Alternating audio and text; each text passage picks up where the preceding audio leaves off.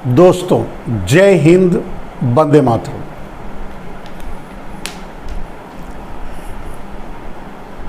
सीधे सीधे मुद्दे की बात। आज भी एक विभीषिका जो फिलिस्तीन और इजराइल के बीच चल रहा है और उनके नेताओं पर, उनके निर्णायक लोगों पर इसका असर तो होगा, जितना होगा कहा नहीं जा सकता। लेकिन दोनों देश नहीं हैं, इजराइल और फिलिस्तीन। इसकी व्याख्या जब आपके सामने रखेंगे तो आप समझ जाएंगे। लेकिन फिलिस्तीन और इजराइल, या समझिए यहूदियों और मुसलमानों में जो युद्ध चल रहा है, इजराइल में, फिलिस्तीन में, उस विषय पर आपके सामने कुछ बातें रखेंगे। और वो यूं समझ लीजिए कि आपके सामने भारतीय इतिहास को रखेंगे। भारत के इतिहास और फिलिस्तीन के इतिहास में कोई बहुत फर्क नहीं है। आप जब भारत के इतिहास को जोड़ करके फिलिस्तीन को देखेंगे तब आपको समझ में आएगा कि सही कौन है, गलत कौन है। आज पूरी दुनिया दो भागों में बटी हुई है। भारत में भी दो भागों में लोग बटे हुए हैं। अगर उनसे फिलिस्तीन और इजराइल के मुद्दे पर बात किया जाए, उनसे सवाल पूछा जाए, तो वो दो भागों में बटे हुए हैं। कुछ लोग फिलिस्तीन का समर्थन करते हैं और कुछ लोग इजराइल का। यहां भारत में भारत के प्रधानमंत्री नरेंद्र दामोदर दास मोदी जो खेल अपनी राजनीति की शुरुआत से खेलना शुरू किया, हिंदू और मुसलमानों का खेल, वो इस युद्ध के जरिए, ये इस युद्ध में भी, इस विभीषिका में भी वही खेल रहे हैं और वही प्रस्तुति दे रहे हैं, वही विचार दे रहे हैं, या वही सोच रखते हैं। तो इसको समझने के लिए भारत के इतिहास से बेहतर प्लेटफॉर्म आपको नहीं मिलेगा जो ये आपको समझा सके कि फिलिस्तीन और इजराइल, यानी यहूदी और मुस्लिम्स के बीच ये युद्ध क्यों चल रहा है। बहुत साधारण सी बात, आप अपने ही देश के निर्णय से थोड़ा समझना शुरू कर लेंगे। जैसे भारत लगभग वाजपेयी के जमाने तक, वाजपेयी के प्रधानमंत्री काल तक, उसके बाद तक भारत कभी भी, अब यूं कह सकते हैं कि नरेंद्र मोदी की राजनीति, नरेंद्र मोदी की जरूरत, नरेंद्र मोदी की सोच से अलग अगर भारत को करके देखेंगे तो भारत कभी भी इजराइल का साथी नहीं रहा, इजराइल का समर्थक भी नहीं रहा। मैं नहीं जानता कि इजराइल को भारत ने मान्यता दी नरेंद्र मोदी के जमाने में पहले या नहीं, इतनी गहरी जानकारी मुझे नहीं है। लेकिन कहने का, मैं जो कहना चाहता हूं वो ये कि यहां एक और शातिराना चाल, सातिर सोच और नरेंद्र मोदी की मीडिया टीम, नरेंद्र मोदी की मीडिया, गोदी मीडिया, डाबर मीडिया, या जो भी है, वो आज वही काम कर रहे हैं जो नरेंद्र मोदी चाहते हैं, सोचते हैं, या जो उनकी राजनीति में है।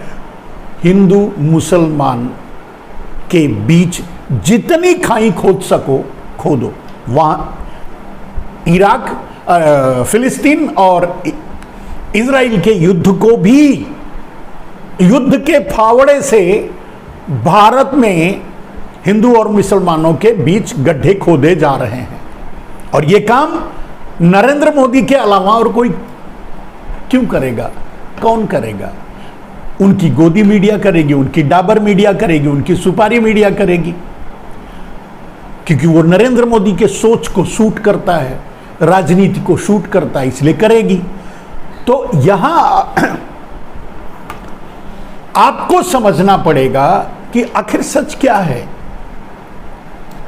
कुछ लोग फिलिस्तीन और कुछ लोग इजराइल के साथ क्यों हैं? जो इजराइल के साथ हैं वो क्यों हैं, और जो फिलिस्तीन के साथ हैं वो क्यों हैं?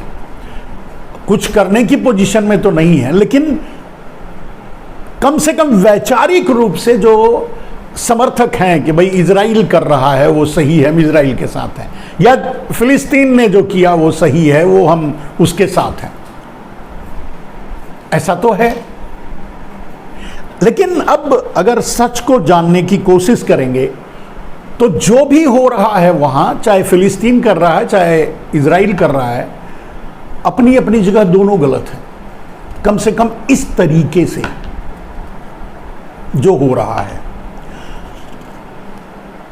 जिसके कारण आम आदमी हताहत हो रहे हैं, मर रहे हैं, बेघर हो रहे हैं, लोगों के घर जल रहे हैं, गिर रहे हैं, टूट रहे हैं, बिखर रहे हैं, उनकी दुनिया बिखर रही है, वो बेघर होकर के इधर उधर भटक रहे हैं या मर रहे हैं। ये सब गलत हो रहा है, लेकिन ये गलत दोनों कर रहे हैं, एक नहीं। लेकिन अब इसको जब भारतीय इतिहास से जोड़कर देखेंगे तब आपको समझ में आएगा। तो भारतीय इतिहास के आईने से अगर फिलिस्तीन और इजराइल को देखेंगे तब आप शायद बखूबी इस बात को समझ लें कि कौन सही है और कौन गलत। भारतीय इतिहास, भारत में अंग्रेज आए, अंग्रेज फिलिस्तीन और पर भी राज कर रहे थे, तब इजराइल नहीं था।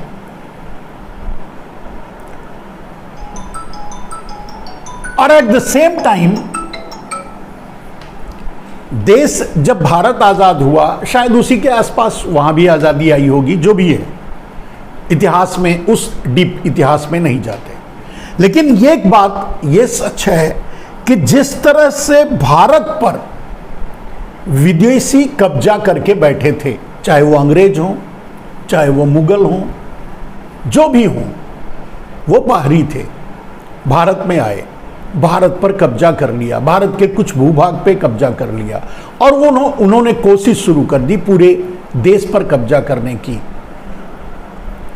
वही हाल फिलिस्तीन के साथ हुआ है। भारत में अगर आज भी कोई भी एक भारतीय, अगर आप किसी भी भारतीय से पूछेंगे कि भारत में अंग्रेजों का आना, उनका रहना, हम पर उनका राज करना सही था या गलत, तो भारत का एक भी व्यक्ति, कुछ लोगों को छोड़ करके, जो अंग्रेजों को बुलाए थे, यानी यही नरेंद्र मोदी के पूर्वज, आरएसएस के पूर्वज, या जो भी समझो, जो बुलाए थे, उनको छोड़ करके बाकी भारत ये कभी स्वीकार नहीं करेगा कि अंग्रेजों का भारत में आना, भारत पर कब्जा करना, हम पर राज करना, हमारा दमन करना सही था। कभी भी मानेगा नहीं, किसी भी कीमत पे स्वीकार नहीं करेगा। भारत भी अंत तक लड़ता रहा, अपने वजूद की लड़ाई लड़ता रहा, अपनी आजादी की लड़ाई लड़ता रहा, और लड़ने के दो तरीके थे।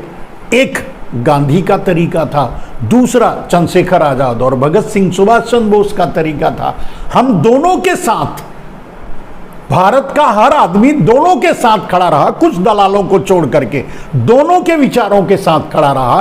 भारत के लोग जिस शिद्दत से भगत सिंह, चंद्रशेखर आजाद, सुभाष चंद्र बोस के कामों की प्रशंसा करते हैं, निर्णयों की प्रशंसा करते हैं, उनके साथ खड़े होते हैं, गर्व करते हैं कि वो हमारे थे, उतनी ही शिद्दत से वो गांधी को भी पसंद करते हैं, प्रशंसा करते हैं और ये कहते हैं कि वो हमारे लिए लड़े अहिंसा के रास्ते से। और चंद्रशेखर आजाद, भगत सिंह, दूसरे क्रांतिकारी सुभाष चंद्र बोस जैसे लोग लड़े दूसरे तरीके से, लेकिन देश के लिए लड़े। ठीक है, किसी भी कीमत पे किसी भी भारतीय को, कुछ दलालों को छोड़कर, वो मोदी के पूर्वजों की बात कर रहा हूं, उनको छोड़, क्योंकि वही बुलाए थे अंग्रेजों को, वही मुगलों को भी बुलाए थे, वही अंग्रेजों को भी बुलाए थे, वही देश को गुलाम बनवाए थे और उनके रहते तक जाते तक उन्हीं के साथ खड़े थे। आज परिस्थितियां कुछ ऐसी ही, भारत और फिलिस्तीन को जब आप एक भारत के आईने से फिलिस्तीन को जब देखेंगे तब आपको वही चीज दिखाई देगा। अब सवाल ये उठता है कि अगर हमारा युद्ध, हमारी आजादी की लड़ाई, हमारी क्रांति, हमारे भगत सिंह, हमारे चंद्रशेखर आजाद, हमारे महात्मा गांधी, हमारे लिए लड़ने वाले, इस देश को आजाद कराने वाले लोग सही थे, हमारा वो काम, वो तरीका जो भी था, चाहे अहिंसा के तरीके से, चाहे युद्ध के तरीके से आजादी हासिल करने की कोशिश, अगर हम सही थे तो फिलिस्तीनी गलत कहां हैं? ये तो सच है कि वो पूरा भूभाग जहां आज इजराइल और फिलिस्तीन है, वो फिलिस्तीन था। यहूदी तो वहां ऐसे ही जैसे अंग्रेज व्यापार करने आए थे, ऐसे ही इसी तरह से कुछ फिलिस्तीनियों की मूर्खता, बस यहूदी घुस आए, उनको शरण दिया गया, वो रहने लगे, कॉलोनी बना लिए, अपना वर्चस्व बनाने लगे, अपना क्षेत्र बनाने लगे, अपना व्यापार बढ़ाने लगे और फिर बढ़ते बढ़ते वो वहां कब्जा कर लिए और फिर अलग देश की मांग करने लगे। और उस मांग को कुछ देशों ने, जो किसी को शांति से नहीं रहने देते, अमेरिका जैसे देश, समर्थन भी दे दिए। तो इसमें फिलिस्तीन गलत कहां था? और फिलिस्तीन की लड़ाई तब शांति से अपनी मांग रखना, यहूदियों को यह कहना कि तुम विदेशी हो, यहां से जाओ, या अपने भूभाग को वापस लेने की कोशिश करना, अपने देश से विदेशियों को भगाने की कोशिश करना, अगर भारत के निगाह से हमारे क्रांतिकारी गलत नहीं थे तो फिलिस्तीन कहां गलत है? चलिए, इस बात से तो कोई इनकार नहीं करेगा कि आफ्टर ऑल वो भूभाग जहां युद्ध चल रहा है, इजराइल बनाम हमास या इजराइल बनाम फिलिस्तीन का, वो किसका है? तो दुनिया का कोई भी आदमी ये नहीं कहेगा कि वो इजराइल का है, यानी वो यहूदियों का है, ये तो नहीं कहेगा, ये तो नहीं मानेगा, कोई नहीं समर्थन करेगा। अब आप थोड़ा सा गंभीरता से, गहराई से जब इस बात को समझने की कोशिश करेंगे तो ये समझेंगे कि आखिर जब वो देश, वो पूरा भूभाग फिलिस्तीनियों का है, वहां के मुसलमानों का है, और वो अपने भूभाग के लिए लड़ रहे हैं, तो गलत कहां है? चाहे वो युद्ध के रूप में हो, चाहे वो शांति से मांग करने की, गांधीवादी तरीके से मांग करने की बात हो, अंतर्राष्ट्रीय मंचों पर मुद्दे को उठा करके मांग करने की बात हो, लेकिन वो गलत कहां है? फिलिस्तीन गलत कहां है? जो अपने भूभाग को चाहता है, वापस चाहता है, अपना कब्जा चाहता है, अपना देश चाहता है, अपना घर चाहता है, वो गलत कहां है? अब जो आज इजराइल के साथ खड़े हैं, नरेंद्र मोदी जैसे लोग, उनकी टीम, उनका गुजरात लॉबी, गुजराती माफिया, इधर उन्हीं माफियाओं द्वारा चलाया जा रहा उनका गोदी मीडिया, वो अगर इजराइल के समर्थन में खड़ा है तो वो सही कैसे है? और लेकिन मुझे कोई आश्चर्य नहीं है, जो भारत में अंग्रेजों के साथ खड़े थे, जो भारत में अंग्रेजों का समर्थन करते थे, मुगलों का समर्थन करते थे, जो अंत तक अंग्रेजों के जाते जाते तक अंग्रेजों की दलाली करते रहे, इनके पूर्वज यानी मोदी के पूर्वज यानी आरएसएस के पूर्वज यानी श्यामा प्रसाद मुखर्जी से लेकर आरएसएस के संस्थापक, फिर उसके बाद आरएसएस का जनसंघीकरण, फिर उसके बाद भारतीय जनता पार्टीकरण, जो भी है आज तक का उनका इतिहास, वो तो हमेशा अंग्रेजों के साथ खड़े रहे। अंग्रेजों को तो जाने भी नहीं देना चाहते थे, यहां तक कि वो क्विट इंडिया मूवमेंट का भी विरोध कर रहे थे, अंग्रेजों भारत छोड़ो का विरोध कर रहे थे। वो चाहते थे कि अंग्रेज भारत में ही रहें। ये मोदी और मोदी के पूर्वज यानी मोदी के वैचारिक पूर्वज, तो वो फिलिस्तीन का समर्थन कैसे करेंगे? लेकिन सच तो यह है कि अगर भारत अपने हकों के लिए, अपने देश को खाली कराने के लिए अंग्रेजों से लड़ा, मुगलों से लड़ा, पुर्तगालियों से लड़ा, डचों से लड़ा, न जाने कितने लुटेरों से लड़ा, तो अगर आज फिलिस्तीन लड़ रहा है अपनी जमीन के लिए, अपने ही घर के लिए, जहां यहूदी घुसकर बैठे हैं, वो इजराइल बनाकर बैठे हैं, वो सही कैसे हो सकता है? और अगर इजराइल गलत है, अगर इजराइल घुसपैठिया है, अगर इजराइल दूसरे के देश में घुसकर कब्जा करके बैठा है, उसे इजराइल बनाकर बैठा है, वो इजराइल है नहीं, वो तो फिलिस्तीन है, तो इजराइल सही कैसे है? और फिर इजराइल के समर्थन में बात करने वाले लोग सही कैसे हो गए? इजराइल के समर्थन में बात वही लोग करेंगे जो चंद्रशेखर आजाद, भगत सिंह, सुभाष चंद्र बोस के कामों की निंदा करते रहे, विरोध करते रहे, अंग्रेजों के साथ खड़े रहे, उनको पकड़वाते रहे, मुखबिरी करते रहे अंग्रेजों की, वही इजराइल के साथ खड़े हो सकते हैं, वही इजराइल के समर्थक हो सकते हैं, वही इजराइल के बारे में बात कर सकते हैं, इजराइल को अच्छा बता सकते हैं, अच्छा समझ सकते हैं। अब मेरे समझ से मैं समझता हूं कि अगर हम अपने देश में, अपने देश को आजाद कराने के लिए लड़ रहे थे, हम सही थे, तो फिलिस्तीनी गलत कहां हैं?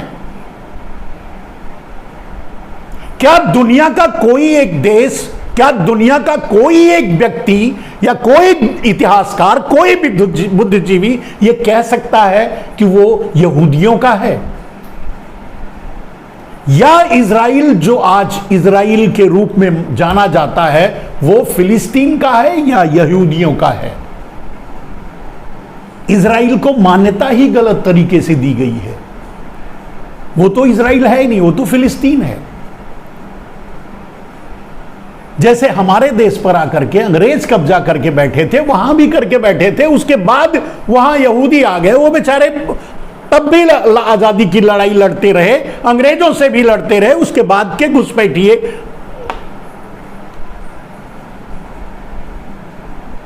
यहूदियों से लड़ रहे हैं। अगर वो यहूदियों का नहीं है तो यहूदी सही कैसे हैं? किसी के कोई घर में भाड़े के लिए बुला दे, या कोई घर में आपको एक दिन का शरण दे दे, अपने देश में आपको शरणार्थी बनाकर लाए, वो उसकी गलती थी? क्या ये फिलिस्तीन की गलती थी कि वो मारे जा रहे यहूदियों को, यानी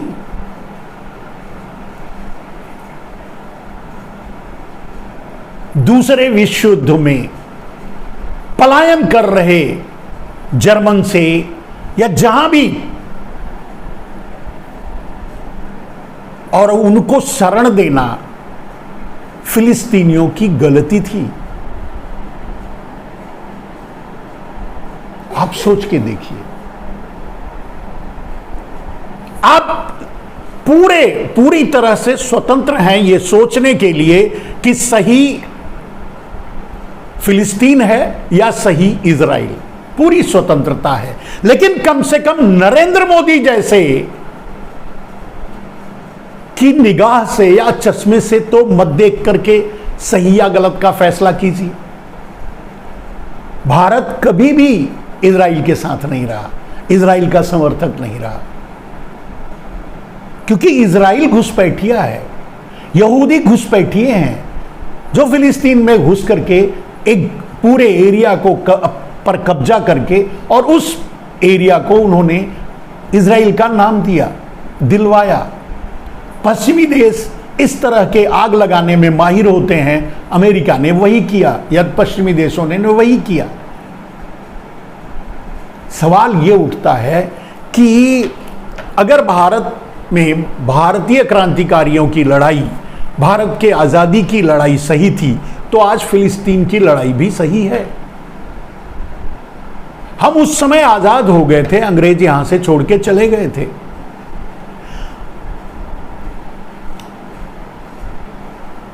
अगर आप सोचिए कि अंग्रेज नहीं गए होते, अंग्रेज भी यहां कोई बीच में कोई ऐसी कॉलोनी बनाते, फिर उसका विस्तार और करते, धीरे धीरे फिर वो उसे एक देश के रूप में परिवर्तित करवा लेते अंतर्राष्ट्रीय साजिशों के जरिए, अंतर्राष्ट्रीय समर्थन से।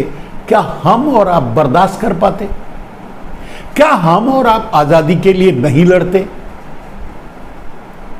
हम और आप अगर उस आदमी से आज भी घृणा करते हैं, सावरकर जैसे लोगों से घृणा करते हैं जो अंग्रेजों के साथ मिले, अंग्रेजों के साथ मिलकर काम किया, या ऐसे बहुत से, बहुत बड़ी जनसंख्या थी, बहुत ज्यादा लोग थे और सब लगभग नरेंद्र मोदी के पूर्वजों में से ही थे ज्यादातर, क्योंकि गुजरात ही हमारी गुलामी का हर बार अड्डा बना। यह तो सच है ऐतिहासिक रूप से। भारत जितनी बार गुलाम हुआ, जिन जिन से गुलाम हुआ, वो सब के सब गुजरात से ही आए। उन्हीं के कर्मों, उन्हीं के कुकर्मों, उन्हीं के कारणों से। और दुखद बात यह रही कि जब तक वो चले नहीं गए तब तक भी उनका ही साथ देते रहे, उनकी मुखबिरी करते रहे, उनके साथ खड़े रहे, अपने ही लोगों को मरवाते रहे। ये ठीक है। अगर ऐसे लोग अपने देश के साथ न्याय नहीं कर पाए, अपनी आजादी की लड़ाई नहीं लड़ पाए, अपनी आजादी के लिए अपनी कुर्बानी नहीं दे पाए, अपनी शहादत नहीं दे पाए, चंद्रशेखर आजाद नहीं बन पाए, सुभाष चंद्र बोस नहीं बन पाए, भगत सिंह नहीं बन पाए, ऐसे लोग निश्चय ही वो इजराइल के साथ खड़े हो सकते हैं, यहूदियों का समर्थन कर सकते हैं, क्योंकि वहां वो घुसपैठिए हैं, वहां वो विदेशी हैं, वहां वो दूसरे की जमीन पर कब्जा करके बैठे हुए लोग हैं, वहां वो बाहरी हैं। अगर पूरे इजराइल को खाली करवा ले फिलिस्तीन, इतनी ताकत रखे, तो भी न्यायपूर्ण होगा, कोई अन्याय नहीं होगा। गलत क्या है? जमीन तो उनकी है, ये तो घुसपैठिए हैं, ये तो शरणार्थी थे, ये तो वहां हिटलर के से मार खा करके आए हुए लोग थे और इसीलिए हिटलर से नफरत भी करते हैं पूरे यहूदी, पूरा इजराइल। और भारत के वो सभी लॉबी, नरेंद्र मोदी की लॉबी, उनका डाबर मीडिया, उनका आईटी सेल, या उनका पूरा गुजराती माफिया या गुजरात लॉबी, सबके सब हिटलर के समर्थक हैं। उधर हिटलर का भी समर्थन करते हैं, इधर इजराइल का भी समर्थन करते हैं, जबकि दुनिया, पूरी दुनिया में सबसे ज्यादा नफरत की निगाह से अगर हिटलर को देखा जाता है तो वो इजराइल में यहूदियों के द्वारा, क्योंकि उन्हीं को तो तबाह कर किया था हिटलर ने, उनको मार के भगाया था, उनको मारा था, मार डाला था, उन्हीं से भाग करके तो वहां आए थे शरणार्थी बन करके।